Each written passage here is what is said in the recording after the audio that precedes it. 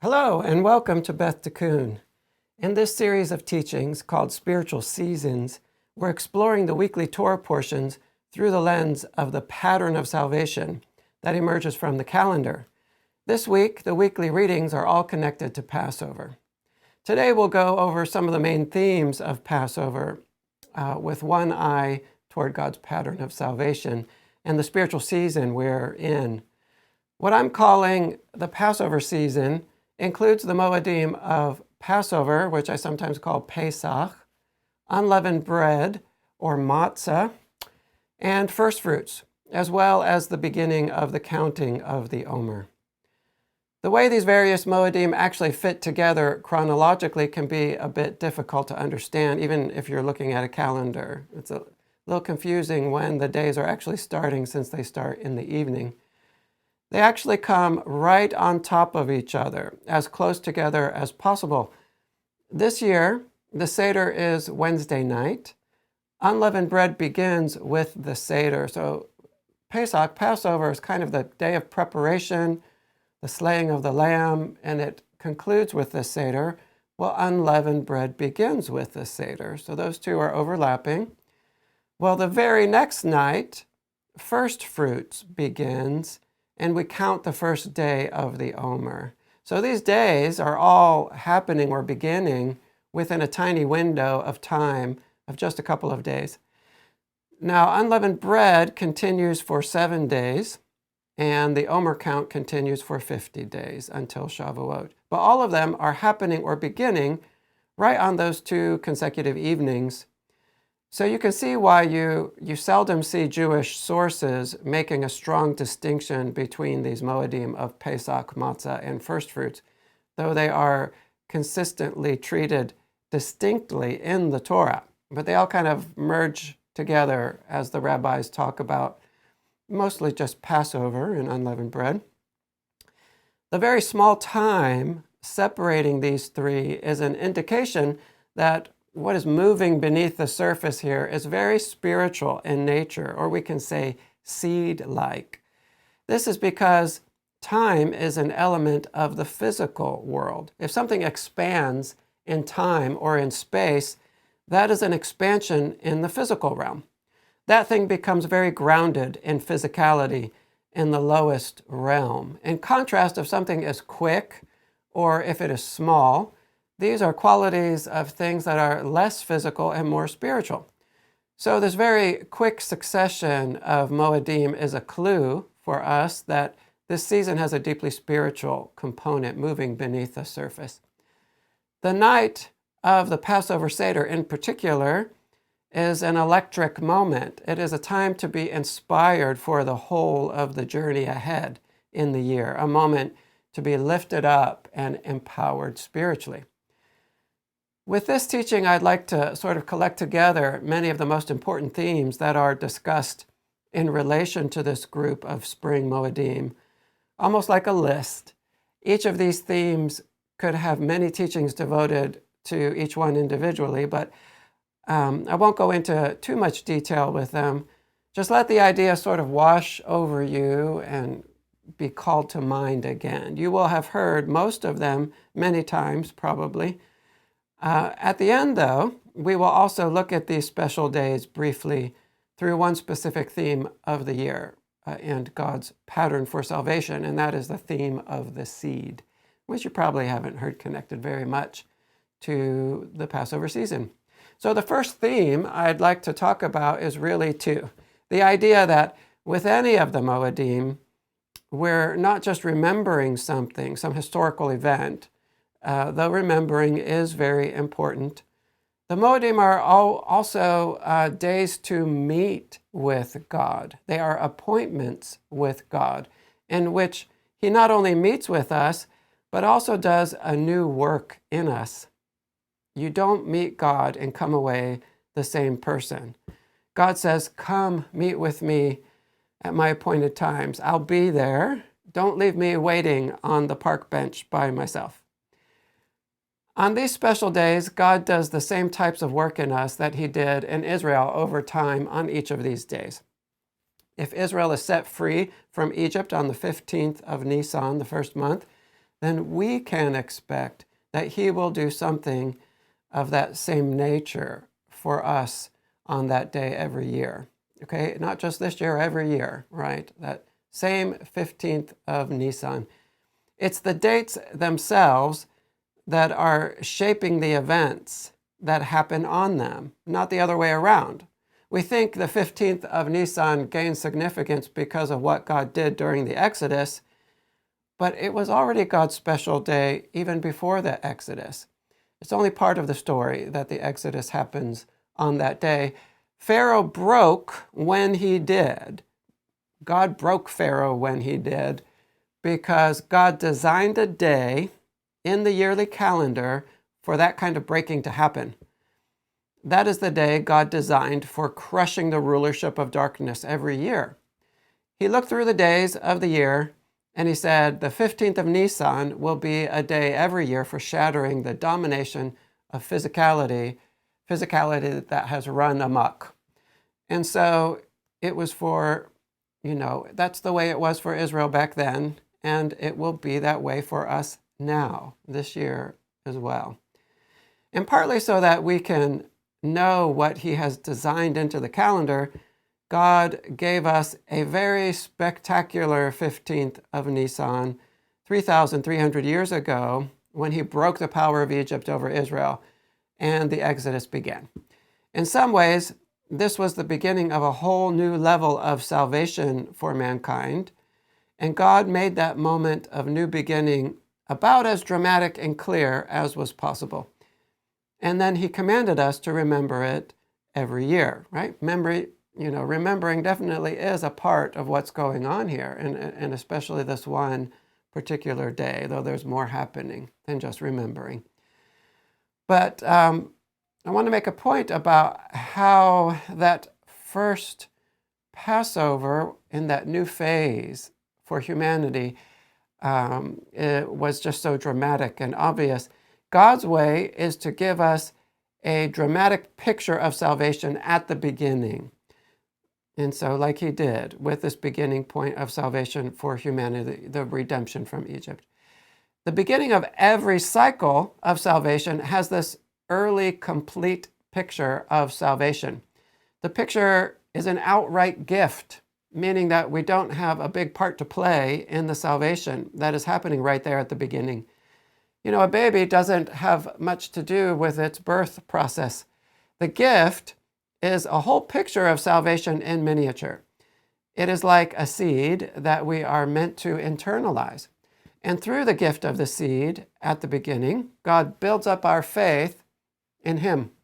And the memory of this early light is an encouragement to us, especially when the path gets rougher and darker, and when we are expected to partner with God more in the process of salvation, right? This partnering comes later. When the way grows dark, we think back to the picture of salvation he gave us at the beginning, this free gift picture. How many times do we read in Scripture that God is the God who brought Israel up from the land of Egypt to be their God? We find these words not only coming from the mouth of God himself, but also the mouths of kings and prophets throughout the Word. Stephen, too, in the Brit Hadashah, repeats this story just before he is stoned. And Paul repeats it to the synagogue at Antioch. For us today, we are not only encouraged by the story of Israel's exodus from Egypt, which we very intentionally remember at this time of year, according to God's instructions, but we can also expect that God will fashion a kind of seed of salvation every year, each year for us at this time. We should be expecting this kind of gift now. It's not only about remembering Israel's deliverance. It's about receiving a gift of deliverance now in our own lives that will be a touchstone for us moving forward. Again, this early picture, this early light is a consistent element built into the beginning of each new cycle of growth. It's like the flowers that form on the trees in the spring. They indicate the life to come, which is the fruit. The fruit has much more substance and life in it than the flower does. But the flower is where the DNA for the coming fruit gets put together. The unfolding of that DNA into the fruit will require a long and rather difficult process, a kind of journey. So the flower is both the formation of the DNA and the encouraging picture at the beginning. It's uplifting to see a flower. We're in a time now for the establishing of the DNA for the year to come, and a time to be encouraged. Though much more is happening here than remembering, remembering is very important. I'll add just a few more points here about the remembering of the Exodus that we do now.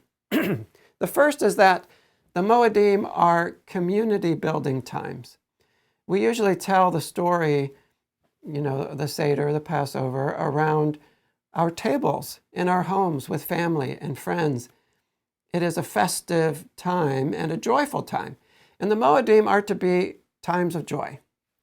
And let me encourage you to add to your joy as you gather around your Seder table by personalizing it a bit. Dedicate a short time to mentioning what God has done for you and your family, how He has led you recently or in the past. In speaking out what God has done for you, you help to build up the faith of others, including any children listening. This is a great opportunity to help build and strengthen the family or the community, a way to pass on stories of what God has done for us. Right? We're all to be thinking of ourselves as Israel coming out of Egypt. What has God done for you? Right? What has He done for you? Ask that question at your Seder. Another point here is that in remembering Israel's humble beginnings in slavery, we are humbled.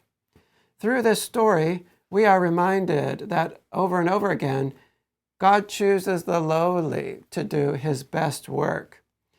And humility is really the key attitude of this season and any growth, point of growth, really. The humility of the Lamb is, kind of the humility that we are to be fostering in this season, the Lamb led to slaughter. We focus on being led by the Good Shepherd at this time of year, and that requires humility. The mazel of the month of Nisan is the lamb, Aries. The lamb is one of the lowliest of God's creatures in that it's extremely vulnerable. Vulnerable like a slave is lowly and vulnerable. The lamb is, in its way, obedient and easily led, and this keeps it safe, tucked away in the interior of the flock. We should be like the lamb now, in setting aside our will and submitting to the will of God, our Father, the Good Shepherd. Well, speaking of the lamb brings me to another strong theme of the Passover season, the idea of God's strong arm. God is strong and obvious in every way in the Exodus story. We are weak. He is strong in this story. And He's kind of flinging miracles like bolts of lightning. And the sages connect the name of the month, Nisan, to the Hebrew word nes, which means miracles. It's the month of miracles. And I think beyond all the miracles, one of the ways that God shows His strength here is by making everything hinge on a very unlikely center point. It's the little lambs. The blood of the lamb has the power of life and death in it because God decides that it will carry that power. Again, He chooses that which is low to humble those who raise themselves up to be high, like Pharaoh in this case. Everything about the story speaks the message that this is an unlikely salvation, a salvation that is beyond human reason, beyond human design or human ability. How can a people be born from another nation? Right? It had never happened before. Well, how can that happen? Oh, it's by the blood of the most timid of all animals that is eaten after that blood is spread on the doorway of the home. doesn't make a lot of sense to us. So Passover is a time to recognize God's sovereignty and power, and that salvation is not found in ourselves, but only in Him and in His chosen vessel, which is the Lamb. Of course, we know that the lambs of Passover represent Yeshua, and we should remember that Yeshua was killed on the 14th of Nisan, apparently just when the lambs were being slain at the temple in preparation for the Seders that would happen that night, some 2,000 years ago. Yeshua may have been able to actually hear the sounds of the mass slaughter of the lambs happening at the temple while he was hanging on the cross.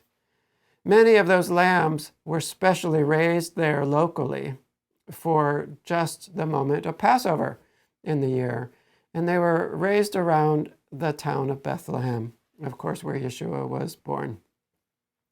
More than any other annual moed, in the Passover season, we focus on what God does for us in salvation when we are lowest and weakest and most vulnerable, when we are a newborn.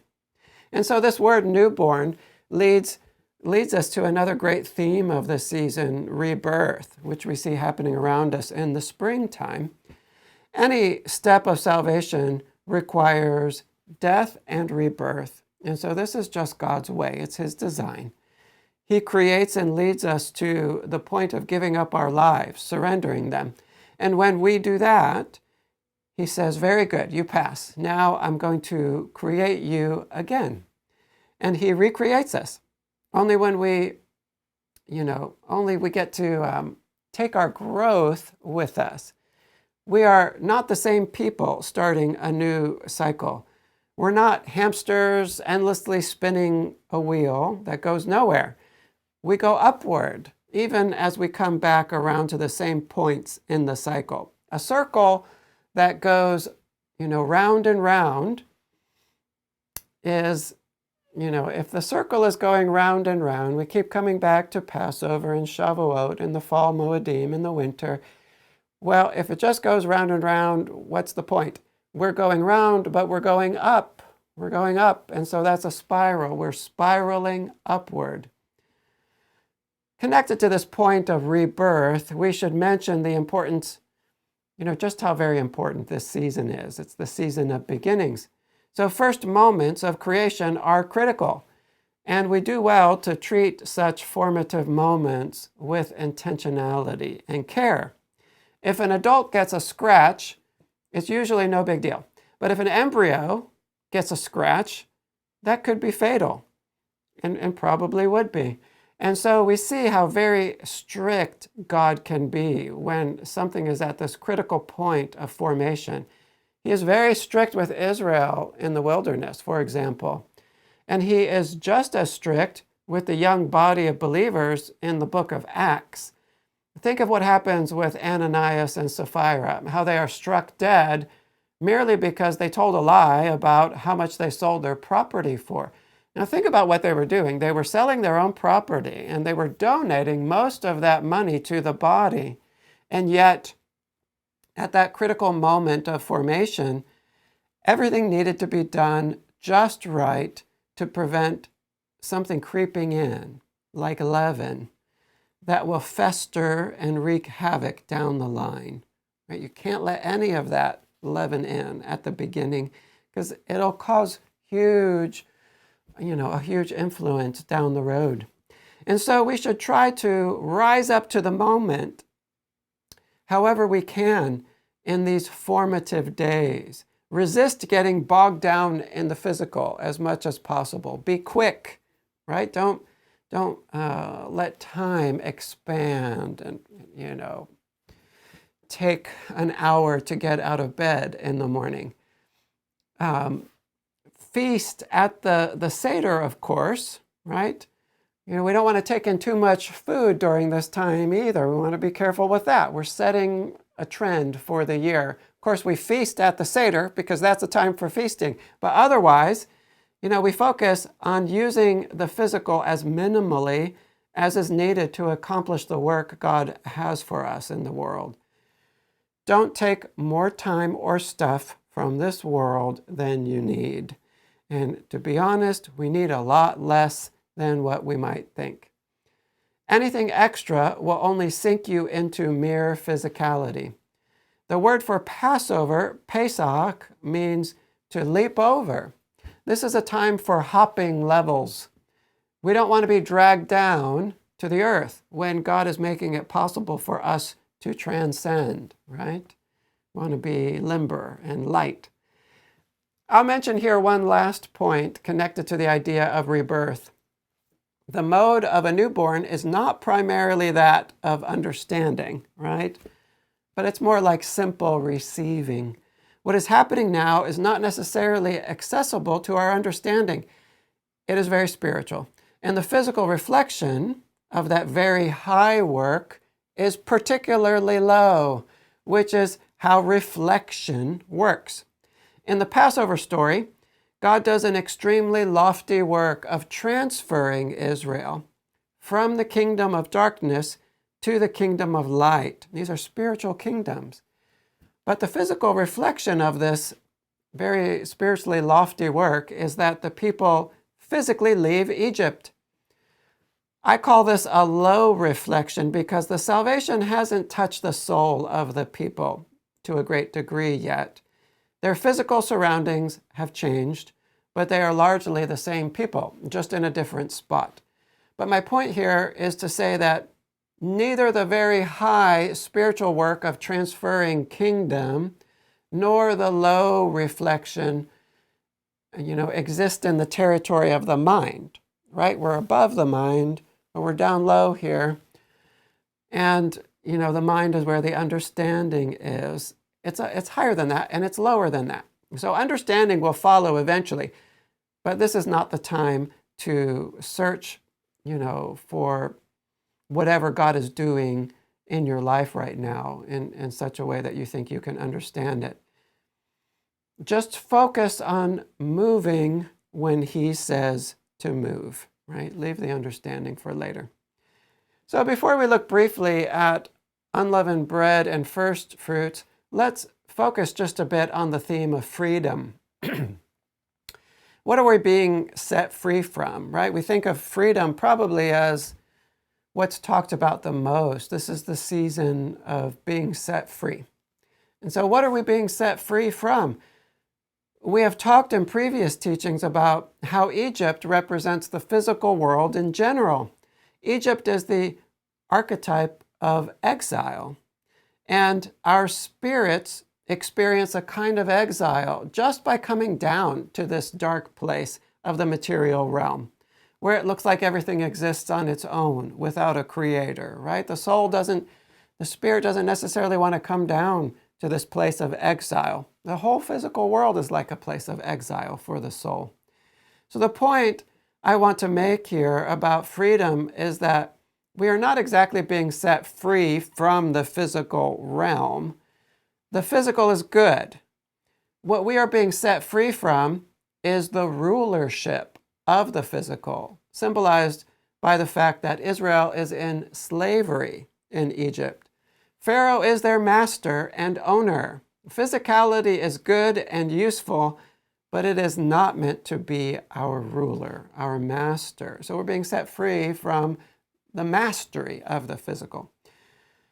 So having said that, we have to wonder why God's plan is that we wake up into life in these bodies with the physical in control, right? A baby wants to take everything and just put it in its mouth, right? Already in our first conscious moments, the physical dominates us. And we cry for food, and we cry when we aren't comfortable for any number of reasons. In the same way, God ordained that Israel would be in slavery in Egypt when it was forming as a nation in the womb. Egypt is the womb. Even when Israel comes out of Egypt, they are very physically oriented people, as can be seen with the incident of the golden calf. Why did God want Israel to form in such a dark physical place? I think the answer is that it is in the overcoming of the flesh that we grow in our relationship with God. It is in the battle to master the flesh that we grow up into the mature bride God desires. And the mature bride doesn't run away from the flesh. She masters it and puts it to good use, spiritual uses. She uses it to serve. She uses it to become a living sacrifice. Freedom is not found in destroying the darkness, the physical. It's found in mastering it and turning the darkness into light. And that's what we mean by transcending, right? We take that which was ruling over us and we rule over it and we use it for spiritual purposes, right? That's turning the darkness into light. Well, let's turn our attention now to the festival of unleavened bread, or matzah, specifically focus on that part. We've already touched upon one of the main ideas specific to the festival of matzah when we talked about humility, making ourselves low. Matzah is low. It's lowly. It's poor man's bread, and it's literally low. So, like I said earlier, the first day of unleavened bread begins with the Seder, right? So that Passover preparation day, which ends with the Seder, is overlapping with the first moments of unleavened bread, which also happen at the Seder. And then first fruits happens on the second day of unleavened bread. It's all happening so quickly that it's almost hard to tease them apart, but the three are distinct in Torah, as I said, and we'll see that there is a reason for keeping them distinct. There are lessons to be learned in treating these three as both one unit, as is normally done, but also separately, because there's a progression there, and I'm all about the progressions. And we'll talk more about that later. But unleavened bread speaks to us and reflects to us a kind of death that is happening. Matzah is bread that has had the air removed. The air is like the spirit of the bread, the air that is breathed into the bread, like the spirit of life is breathed into Adam's nostrils. If the spirit is removed, the thing is dead. In a way, matzah is dead bread. It is a vessel that has been emptied out of that which filled it up. And we see that there will be a process of restoring to life, or filling up the vessel again with a new spirit, a new life force. And this is represented by the 2 leavened loaves offered on the altar at Shavuot, 50 days after Passover. The matzah of Passover is filled up throughout the counting of the Omer. It's filled up with air again by Shavuot, and those 2 leavened loaves are then offered on the altar. But before we arrive at that leavened bread that is somehow kosher to offer on the altar, we have to be humble enough to say to God, empty me out of that which needs to go. This isn't only sin. We're not only talking about being emptied out of sin, though we are talking about that, but it could be whatever mental and emotional prisons we build for ourselves. These are built on lies. Or it could be a whole set of teachings that aren't quite hitting the mark, maybe from a religious tradition we grew up in. To whatever degree they aren't hitting the mark, they are lies too. Yeshua apparently chose largely unlearned men to be his close disciples, men who weren't already filled up with another rabbi's teachings. They were fillable, teachable, moldable. So we need to be asking God now to reveal the lies we have believed, the lies we have told ourselves that are keeping us locked up, the lies that others have taught us that are in the way, blocking the fullness of truth from flooding in. Releasing the lies and the behaviors that come with them, it feels like death, and it truly is a kind of death. It is death to the half-life, the zombie life Death is separation. God wants to draw us away from the life that is not life, the life of being smothered in Egypt. It feels like death to release Egypt because we're good at developing strategies for coping with Egypt. We grow accustomed to that place, and we even grow comfortable there. And we can hardly imagine that a better life, the real life, exists elsewhere on the path into the desert with God leading the way. Egypt is all we know, right? It's all we know. If you're born into the darkness, all you know is the darkness, and you figure out how to cope with the darkness. Truly, it takes a miracle to be delivered from that place. It takes a miracle for us to see the lies that trap us. But praise be to God that He is in the miracle business. And this is the season for it. And God is saying to us now, it's over. That half-life, that imitation of life is over. Walk away from it. I have something much better for you. I have real life for you, and you're going to love it. But you have to trust me. Separate from the world and be holy. So far here with Unleavened Bread, we've been focusing on our part, our role, but our role only comes after Yeshua's. Yeshua is first, and we imitate him. And as we saw with Yeshua's surrender to death at Passover, Yeshua is the real story behind Unleavened Bread. It would have been on the first day of Unleavened Bread that Yeshua's body and spirit would have been separated from each other. And that's what we call death. It's unclear what Yeshua was doing during that time, but 1 Peter 3 seems to indicate that he proclaimed to the spirits in prison, those who had been disobedient. Day 1 of Unleavened Bread would have been the only full day that Yeshua would have been dead, in the sense that his body and spirit were separated from each other. Well, the third of the 3 special days here is first fruits. And so unlike Pesach and Matzah, first fruits is done by the priesthood on behalf of the people. So it's not discussed much. Israel is not allowed to eat of the new crops until the priests successfully offer the first fruits of the new crop to the Lord on this one day. If they should ever fail in this, the consequences could be quite dire for the nation. And we don't have a record of the priesthood ever failing on first fruits. But they've got that 24-hour time span in which they are to bring the first fruits offering and unlock the eating of all of the New Year's harvest. So it's not discussed or recognized much, but first fruits is not an inconsequential day. The first to ripen of the new crops is barley, so the first fruits offering is an omer of fine barley flour, something like 3.5 pounds. It is mixed with olive oil, and it's sprinkled with frankincense and waved before the Lord. First fruits is a food offering, and the food of the nation depends on it. Through it, Israel acknowledges that all of the harvest to come, all of the food to come, depends on God and God alone. Notice that while matzah looks to an emptying out, first fruits looks more to the end result, the harvest, the food which fills up.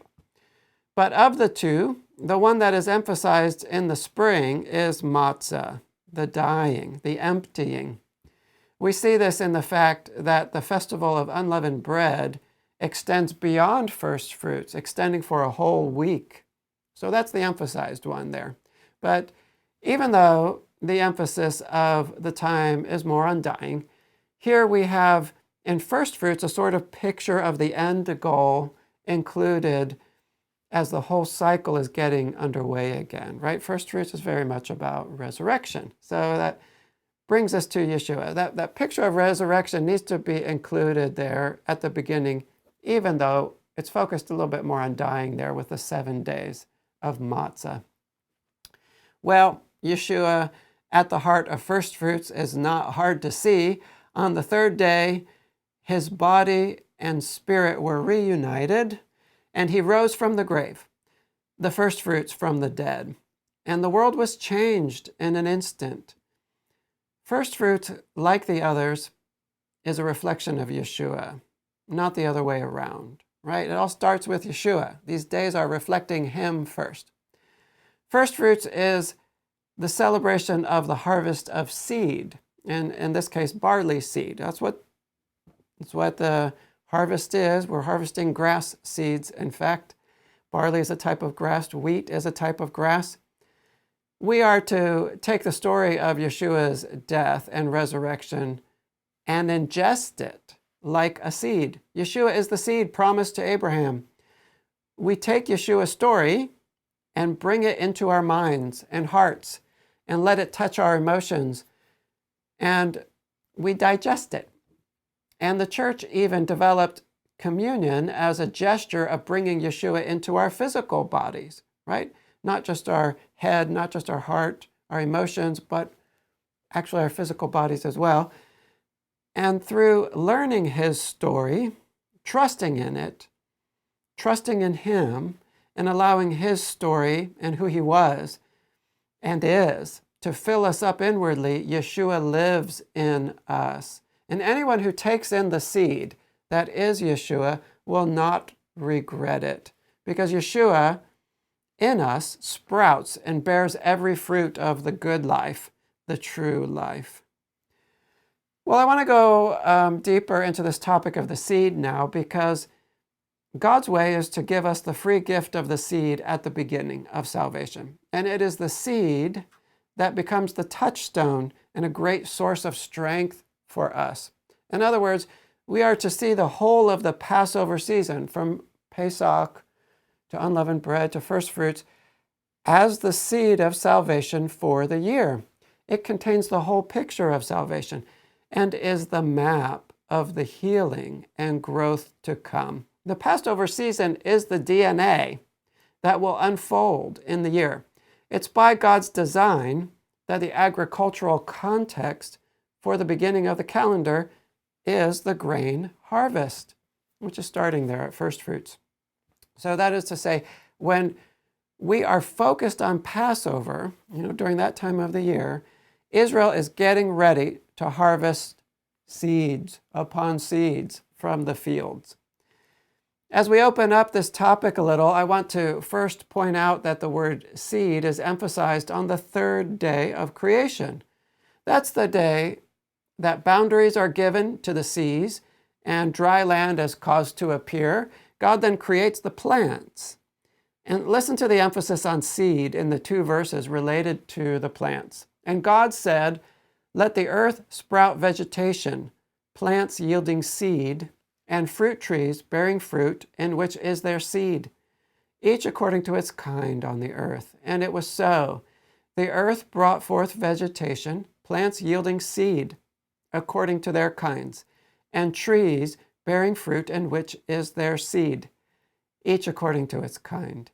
And God saw that it was good. Right? So we see the word seed many times there.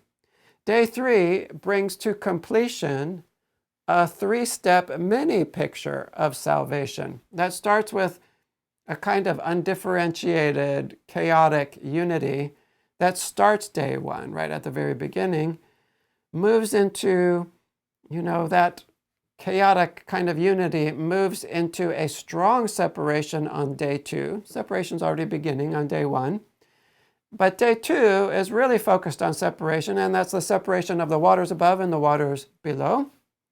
And the third step there is the establishing of order and life below on day 3, right? Order is brought to the chaos of the waters below, and then the dry land, and then the life, the vegetation. And the emphasis of the life on day 3 is this word seed. So we're seeing a kind of goal reached on day 3. A little mini picture there from days 1, 2, and 3. And we can say step 3, is the goal of step 3 is the seed. Well, if you think back to elementary school, you were probably taught the 3 main parts of the seed. You're seeing a lot of threes here. Those three parts are the embryo, the food storage, and the seed coat.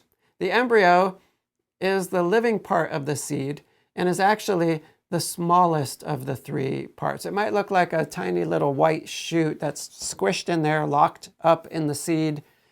The food storage takes up most of the space in a seed, and that's the bulk of what we eat when we harvest seeds of various grasses like wheat and barley.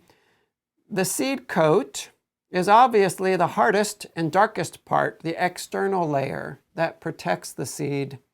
So in other words, the seed could be said to have a spirit, soul, and body. And in fact, we can think of the first 3 days of creation as spirit, soul, and body. The spirit is the living part that animates the seed, the embryo tucked away inside. The soul is the majority of the seed, though it's not visible from the outside, the starchy food storage area that is the real substance of the seed. The body is the seed coat that protects the seed and gives it a form and shape. In the same way, Pesach, unleavened bread, and first fruits are like the seed of salvation for us, that we can identify with the more spiritual side of the calendar, or a spiritual side of salvation, rather, the soulish aspect to salvation and the physical aspect to salvation. And these three will play out during the whole cycle of the year. The seed composed of these three moedim will sprout and bear its fruit, and it's a fruit that touches every part of us. So Pesach is the most spiritual of the three. It is quick and almost outside of time. The Seder meal is described as happening between the evenings. It is a time for the transferring of faith and for getting the big picture. It's a time for unity within the family.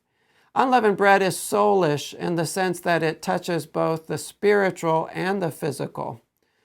The soul is, in a way, like the rakia of day 2 of creation, the atmosphere. You can look at it as either that which divides the waters above and below, or that which connects the two, right? Like, does the neck divide the two parts of the body, or does the neck connect the two parts of the body? Well, it just depends on how you're looking at it. And matzah itself has two sides to it, both a spiritual focus and a physical one, right? The soul is touching both sides, the spiritual and the physical.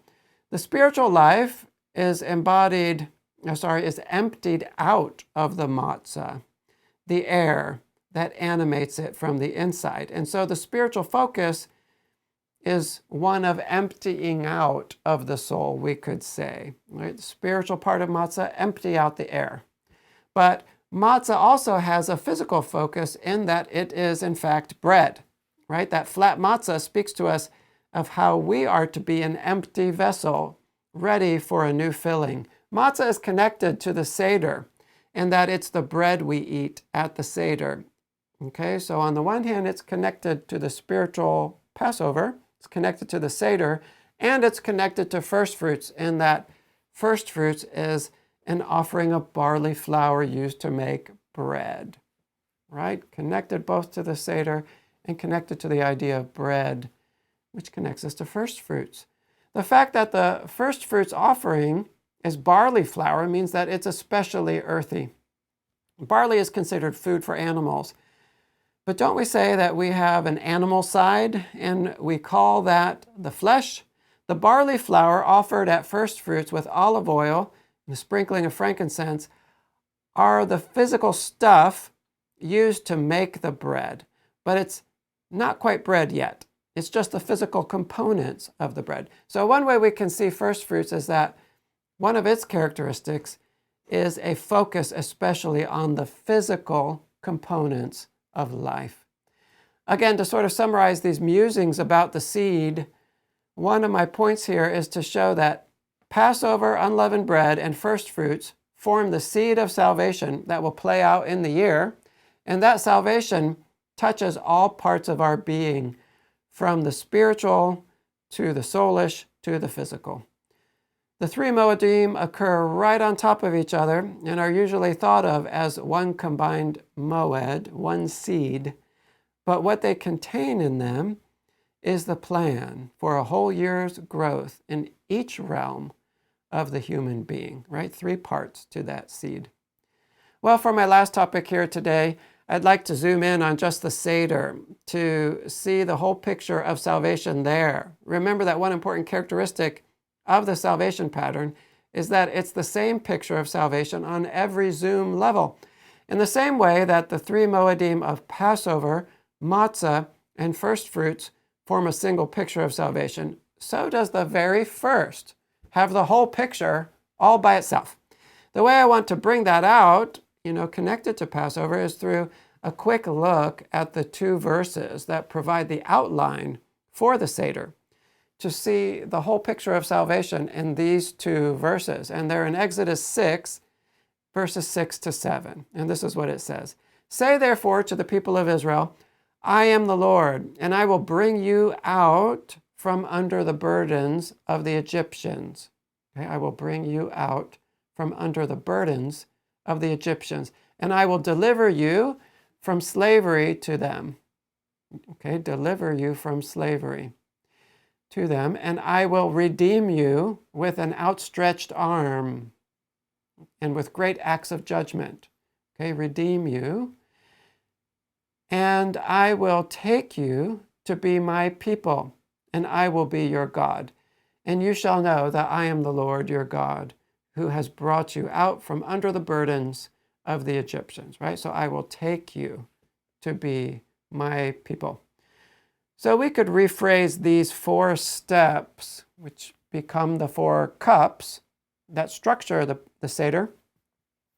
We could rephrase it like this. And so listen for the whole story of salvation here. God is saying, 1, I will take off the burden of death from you. 2, I will break the mastery of sin over you.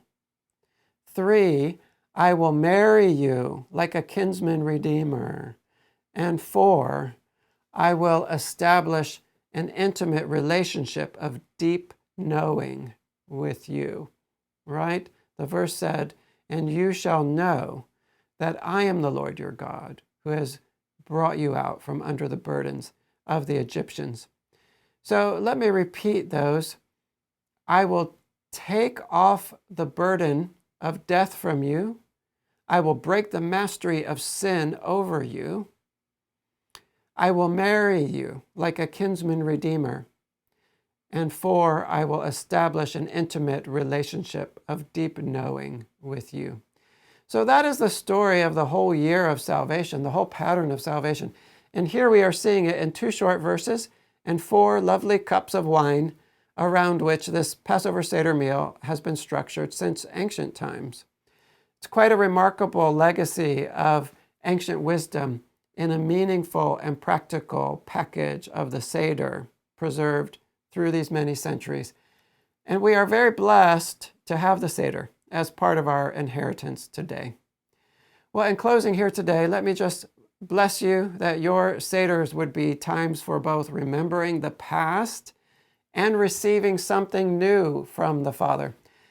That they would be times to help build each other up in faith, that we would be strengthened to walk out of Egypt to a higher level of freedom, that the Seder would be a seed of salvation for us, and that we would see the Lamb of God ever more clearly as we walk with him this year. And may he make us into the people he wants us to be. Shalom.